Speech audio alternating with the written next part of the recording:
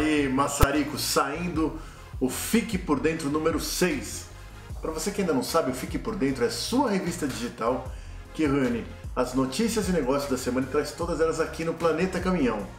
E para você que já sabe, obrigado por estar aqui de novo com a gente. Vamos lá, notícias da semana e depois respostas às perguntas dos cabeças de torque. Primeira etapa da Copa Truck, dia 28. Chefe, tá chegando a Copa Truck, o novo campeonato de caminhões de corrida no Brasil. Vai ser lá no Autódromo de Goiânia. Se você é da região, então vale a pena dar um pulo lá. O ingresso vai ser R$ 35 e você ainda leva um bonezinho na faixa. Bom, eu e toda a galera do planeta vamos para lá sem dúvida. Aliás, a gente vai organizar um encontro de caminhões por lá, com direito a vários concursos e alguns prêmios do outro mundo.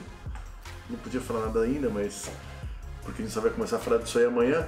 Mas só para deixar você um pouquinho mais curioso, um dos prêmios vai ser andar no banco do carona em um Copa Truck a mais de 200 por hora. Cara, já sonhou com isso alguma vez na sua vida?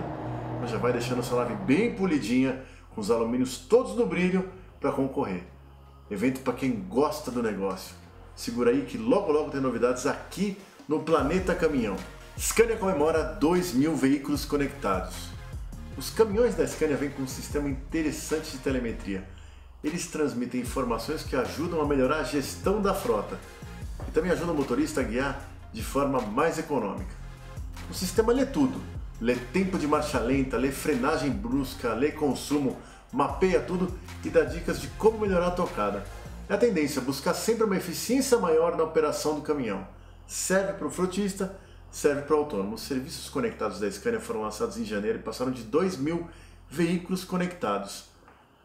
Tá curioso para saber mais sobre isso? Segura aí que nós vamos pegar um caminhão para entender melhor tudo isso aí na prática. Volvo testa caminhão de lixo que anda sozinho na Suécia. Lá no norte da Suécia, os caras da Volvo estão testando um caminhão de lixo autônomo que percorre um trecho pré-estabelecido sozinho e não precisa de motorista para ser conduzido. O caminhão é um FMX orientado por um sistema de localização e reconhecimento do terreno que está sendo desenvolvido pela Volvo há alguns anos. Esse FMX autoguiado ele usa o GPS para se localizar e um sistema chamado LiDAR para escanear e mapear a área ao seu redor. O sistema faz o controle automático da direção, da troca de marchas e da velocidade do caminhão. E faz até uma parada automática se aparecer algum obstáculo de repente na via. O Brasil vai exportar 61 milhões de toneladas de soja nesse ano. A safra recorde de grãos, com mais de 200 milhões de toneladas saindo das regiões produtoras brasileiras, vai valer também um recorde para as exportações do Brasil. E se tem movimento de exportação do agronegócio, tem movimento nas estradas, em consequência, tem trabalho para o caminhão. Olha só, nós vamos exportar nesse ano 61 milhões de toneladas de soja, principalmente para países como a China, Estados Unidos e para a Europa. O Brasil é o maior produtor e exportador de soja do mundo. E somente no puxa da safra existem mais de 100 mil caminhões trabalhando, todos pesados. O aplicativo do Denatran vai aliviar no pagamento de multas de trânsito. O Denatran está aderindo à era digital e acabou de lançar um aplicativo tanto para o iPhone como para os outros aparelhos Android, que promete dar 40% de desconto no pagamento de multas de trânsito antes do prazo de vencimento. O desconto vai valer para empresas e pessoas físicas e para se cadastrar tem que informar CPF, registro da carteira de habilitação, placa do veículo, Renavan, e-mail e código de segurança. Não vale para multa que foi recorrida. Tem mais, não é para todos ainda. O aplicativo funciona para multas estaduais de Alagoas, Ceará, Mato Grosso do Sul, Pernambuco, Santa Catarina, para multas municipais de Campina Grande e Uberaba, para multas federais da PRF e do DENIT. Chique! Agora vamos às respostas da galera. Leandro Guarilha pergunta, na opinião de vocês, qual vai ser a reação do mercado frente à nova combinação de 11 eixos? Será que o Scania 620 agora pega no mercado canavieiro? Leandro, está meio cedo ainda para avaliar, mas com certeza essa autorização do CONTRAN para o Super Rodotrem vai abrir espaço para novas configurações de cavalos traçados extrapesados, principalmente em aplicações da cana, agronegócio e transportes especiais. Lembrando que esses caminhões não podem atingir altas velocidades, então não é só o motor, né? Porque encurtar a relação final de transmissão também já ajuda. Falando puramente de torque, que é o que interessa para a força, o motor do Scania que você citou tem 3.000 Nm. O irmão menor dele, de 560 cavalos, tem 2.700. Daí tem vários motores com ótimos torques também. O 13 litros 540 cavalos da Volvo tem 2.600. O Cursor 13 de 560 cavalos da Iveco tem 2.500. O DAF 510 também tem 2.500. E o Mercedes 510 tem 2.400 Nm de torque. Todas essas faixas de torque são muito boas e com a relação de transmissão certa, devem fazer o trabalho. Até motores um pouco menores também devem fazer o trabalho. Mas vamos ver como é que o mercado vai reagir a essa novidade. Fica de olho aqui no Planeta que a gente sempre vai te trazer as novidades. Guto Pereira, me tire uma dúvida. Por que se pegar um Constellation, por exemplo, com 320 cavalos e considerar outros com a mesma potência, ele é ou aparenta sempre ser mais fraco? Parabéns pelo programa que é de muita valia. Grande abraço. Guto, obrigado pelos parabéns, viu, irmão? Valeu, cara. Sobre a pergunta do Constellation 320 cavalos ser mais fraco, cara, não sei te falar nada sobre isso não. Você está falando do cavalinho, certo? 19320. O motor desse caminhão é bom. É um Cummins ISC, torque de 1.300 Nm, câmbio ZF. Cara, ele vai bem numa carreta 3 eixos. Eu acho que depende muito de quem você está comparando. Se for um 380, por exemplo, com certeza vai subir muito melhor. Igor Ravanelli pergunta: podiam comentar quais são os caminhões pesados com melhor pós-vendas? Igor, não dá para falar sobre isso porque essa é uma pergunta muito ampla, envolve muita coisa e a nossa missão aqui é mostrar o que existe no mercado para você decidir e formar a sua opinião. Falar sobre pós-venda tem dois lados, né? Tem um lado do que a fábrica faz e tem um lado do que a concessionária faz por você. Às vezes a fábrica é ótima no pós-venda, mas o concessionário da região não é. E às vezes a fábrica não tem tantos programas de pós-venda, mas o concessionário é muito bom. Então, em outras palavras, é difícil fazer qualquer tipo de comparação aqui. Robson da Twister pergunta: Marcão, por que os sites das marcas de caminhões não diz o preço dos caminhões? Robson, deixa que eu responda essa porque o Marcão não está por aqui. Vamos lá. Quem pratica o preço final, dá desconto e negocia com o cliente final é a concessionária. Por isso que é muito comum os fabricantes não colocarem preços de seus caminhões no site. Você precisa consultar a concessionária para saber, porque depende muito da região do país, depende do usado que vai entrar na negociação, depende da quantidade de caminhões que vai comprar. Para caminhão, não existe uma tabela real. Emanuel Meneghini pergunta: queria saber se a Ford tem previsão de lançar caminhão 6x2 acima de 300 cavalos e caminhões com quarto eixo direto de fábrica. Abraço. Emanuel, valeu pela pergunta. Vamos lá. Eu não estou sabendo de nada não, para te falar a verdade, sobre o 6x2 da Ford acima de 300 cavalos. Quer dizer, o cavalo 6x2 tem 420 cavalos, mas eu acho que você está falando do truque, certo? No máximo 290 cavalos mesmo. Sobre o caminhão com quarto eixo de fábrica, eu também não sei te falar nada.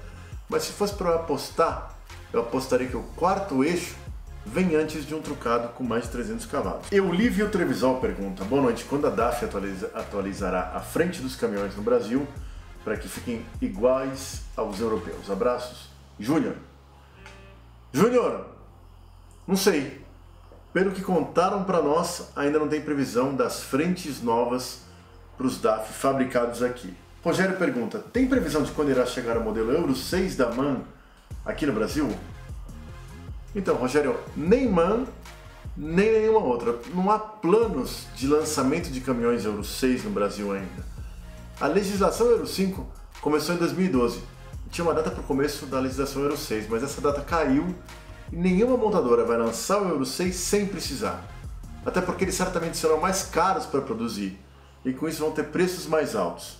Mendes Júnior 2. Planeta, fala primeiro Actros da primeira geração até agora. Mendes, pode deixar, tá na fila. Vai levar um tempinho, mas nós vamos fazer. QRA Checkmate Volvo 2. Tem previsão de fazer o teste com o Volkswagen Constellation 330 V-Tronic. Tá na fila também. Cara, e se eu dirigir esse caminhão carregado com peso bruto total lá na pista da MAN, lá em Resende? Olha, um excelente caminhão, um excelente motor. Com certeza a gente vai fazer uma avaliação completa dele um dia desse. André Almeida Júnior.